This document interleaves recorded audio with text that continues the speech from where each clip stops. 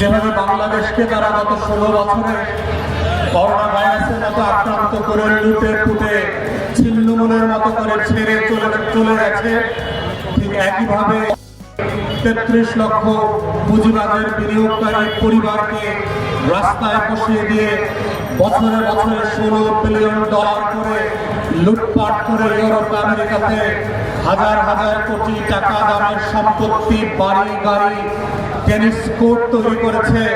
যখন আমার লক্ষ লক্ষ পুঁজিবাজারের বিনিয়োগকারী ভাই বোনরা খেতে না পেরে আত্মহত্যা করছে, দিনের পর দিন প্রতিবাদ করছে, মাসের পর মাস বিনিয়োগ ফিরে পাওয়ার জন্য, পলিসির জন্য আন্দোলন করছে, ঠিক সেই সময়টাতে আমরা দেখলাম অন্তর্বর্তীকালীন সরকার একদল পাটপার লুটেরাদেরকে বিভিন্ন ব্যাংক থেকে এনে স্টক এক্সচেঞ্জে বসিয়ে প্রমাণ করেছে বাংলাদেশে যাদেরকে আমরা জুলাই আগস্টের গণঅভ্যুত্থানে রক্ত দিয়ে দয়া করে উপদেষ্টা বানিয়েছিলাম, তারা ৩৩ লক্ষ পরিবারের বিরুদ্ধে যুদ্ধ ঘোষণা করেছে। এজন্য শেখ পরিবারকে দিল্লিতে পাঠানো হয় নাই, এজন্য আওয়ামী লীগকে আমরা গণভবনের জাদুঘরে পাঠাই নাই, এজন্য নতুন নতুন উপদেষ্টা বানানো হয় নাই। তাই অন্তর্বর্তীকালীন সরকারকে বলছি, যেই রাশেদ মাকসুদের জায়গা হওয়ার কথা ছিল জেলখানাতে,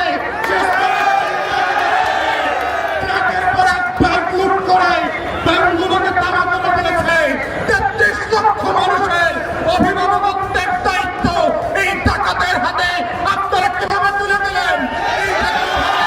কোনো মানুষের সিদ্ধান্ত হতে পারে না। আজকে বলছি, বিল্ডিং এর ভিতরে যেই সকল কমিশনাররা অবৈধভাবে লুটপাটের চেয়ারে বসে মার্কেটের ডাকাতি করবার চক্রান্ত করে যাচ্ছেন, দিনের পর দিন এবং মাসের পর মাস, আপনারা অবিলম্বে পদত্যাগ করবেন,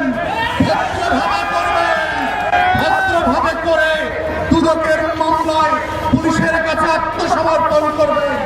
লুটপাটকারীদেরকে পুনর্বাসন করার রাজনীতি বাংলাদেশে আর হতে দেওয়া যাবে না।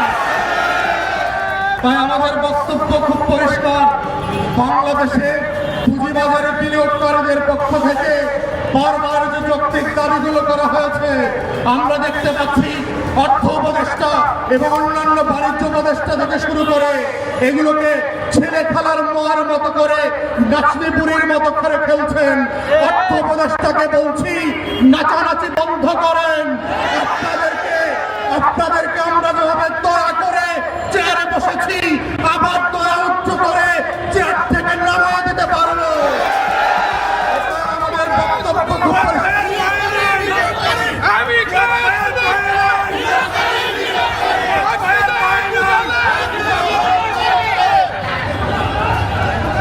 আমরা খুব পরিষ্কার করে অন্তর্বর্তীকালীন সরকারকে বলছি, যেটা বারবার করে বলেছি, ৩৩ লক্ষ পরিবার এবং বিনিয়োগকারীর পক্ষ থেকে আপনারা অবিলম্বে একটা স্বাধীন তদন্ত কমিশন করবেন। চোর ডাকাতদেরকে আত্মীয়তার সম্পর্কের ভিত্তিতে না, চুরির ভিত্তিতে জেলে পাঠাতে হবে, ডাকাতির ভিত্তিতে জেলে পাঠাতে হবে, দুদকের মামলার ভিত্তিতে জেলে পাঠাতে হবে, শত শত হাজার হাজার কোটি টাকা লুটপাটের ভিত্তিতে এই রাশেদ মাকসুদকে জেলে পাঠাতে হবে। শুধু রাশেদ মাকসুদ না, এর আগের যে চেয়ারম্যান পুঁজিবাজারকে লুটপাট করে শেষ করে দিয়ে গেছে, যার লুটপাটের প্রপার্টির লেনদেনের বক্তব্য, সিঙ্গাপুরে টাকা পাচারের ঘটনা পৃথিবীর বিভিন্ন গণমাধ্যমে প্রকাশিত হয়েছে, তাকে এখন পর্যন্ত আপনারা গ্রেফতার করেন নাই। তিনি নাকি আপনাদের কোন কোন উপদেষ্টার শাশুড়ি লাগেন, বউ লাগেন, দেবরের জামাই লাগেন। গণঅভ্যুত্থানের রক্তে কোন দেবর ভাবির সম্পর্ক চলবে না। গণঅভ্যুত্থানের রক্তের একটাই সম্পর্ক, সেটা হচ্ছে ন্যায্যতার সম্পর্ক, সেটা হচ্ছে ইনসাফের সম্পর্ক, সেটা হচ্ছে বৈষম্যহীন পুঁজিবাজার গঠনের সম্পর্ক। আমাদের বক্তব্য আমরা বারবার বলেছি, এই কমিশন করে আপনাদেরকে পুঁজিবাজার পরিচালনা পর্ষদের শুধুমাত্র কমিশন করলে হবে না, বিনিয়োগকারীদের প্রতিনিধি নিতে হবে। যাদের পুঁজি, তাদের প্রতিনিধিত্বের ভিত্তিতে আলাদা পর্ষদ করতে হবে। কোন সিদ্ধান্ত বিনিয়োগকারীদের বাহিরে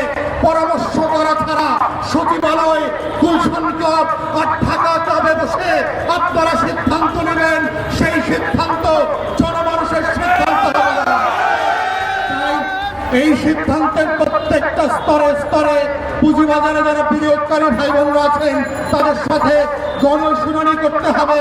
এই কমিশনকে পদচ্যুত করে নতুন যে কমিশন প্রস্তাব করবেন সেই কমিশনের সদস্যদের ব্যাপারে এই পুঁজিবাজারের বিনিয়োগকারীদের পরামর্শ নিতে হবে। তাদের আস্থা আছে কিনা সেই সকল ব্যক্তির ব্যাপারে ঢাকা স্টক এক্সচেঞ্জ, আইসিবি যাদের ব্যাপারে পুঁজিবাজারে বিনিয়োগকারীদের আস্থা নাই এমন কোন ব্যক্তিদেরকে আমরা এই সকল চেয়ারে দেখতে চাই না এবং ভবিষ্যতে হবে না। যদি আপনারা সত্যিই পুঁজিবাজার সংস্কার টাস্কফোর্স করে থাকেন, এই টাস্কফোর্সে পাটপাটদের নাম দেখতে পাচ্ছি কেন? যারা বিভিন্নভাবে ফোর্সেল করছে, লুটপাট করে দাম বাড়ায় এবং কমায়, সেই সকল ব্যক্তিদেরকে দিয়ে সংস্কারের নাটক আমাদেরকে দেখাবেন না। ওই সংস্কারের নাটক আমরা মানি না।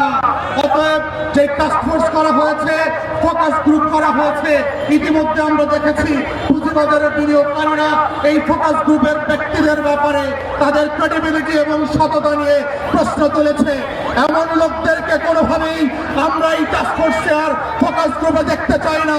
আমরা নতুন আস্থাবান সদস্য চাই, যাদের ভিত্তিতে, যাদের পরামর্শে, যাদেরকে পদস্থ করলে পরে পুঁজিবাজারে লক্ষ লক্ষ বিনিয়োগকারীরা আবার ঘুরে দাঁড়াবে, আবার এখানে প্রফিট করতে পারবে।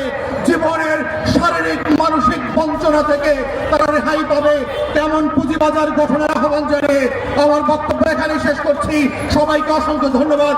আসসালামু আলাইকুম।